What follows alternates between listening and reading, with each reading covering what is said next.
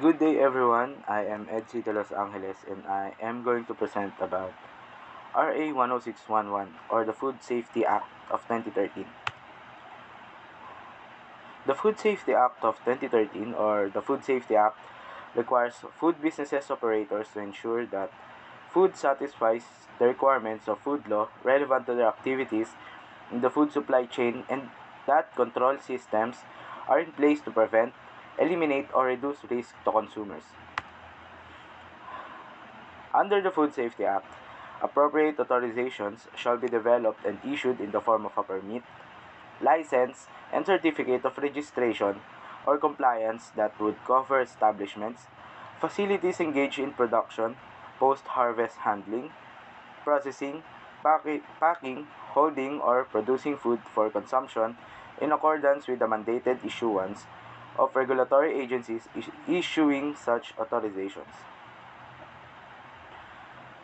To strengthen the food safety regulatory system in our country, the country shall adopt the following specific objectives. Number 1, protect the public from foodborne and waterborne illnesses and unsanitary, unwholesome, misbranded, or adulterated foods. Number 2, enhance industry and consumer confidence in the food regulatory system. And number 3, achieve economic growth and development by promoting fair trade practices and sound regulatory foundation for domestic and international trade. To attain these objectives, the following measures shall be implemented. Number 1, delineate and link the mandates and responsibilities of the government agencies involved. Number 2, provide the mechanism for coordination and accountability in the implementation of regulatory function. Number 3, establish policies and programs for addressing food safety hazards and developing appropriate standards and control measures. 4, strengthen the scientific basis of the regulatory system.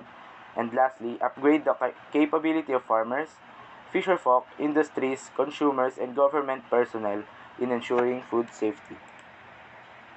The following are prohibited acts under the Food Safety Act.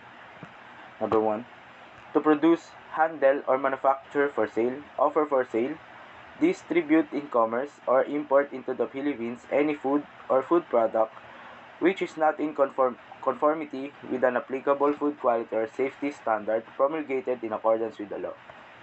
To produce, handle, or manufacture for sale, distribute in commerce, or import into the Philippines any food or food product which has been declared as a banned food product by a rule promulgated in accordance with the law. To refuse access to pertinent records or entry of inspection officers of the FSRA. To fail to comply with an order relating to the recall of unsafe products. To adulterate, misbrand, mislabel, or falsely advertise any food product which misleads consumers and carry out any other acts contrary to good manufacturing practices. To operate a food business without the appropriate authorization. To connive with food business operators or food inspectors which will result in food safety risk to consumers. And lastly, to violate the implementing rules and regulations of the Food Safety Act. The implementing rules and regulations of the Food Safety Act, which elaborate the provisions of the Food Safety Act, were passed on February 20, 2015 and it took effect on March 23, 2015. That is all. Thank you.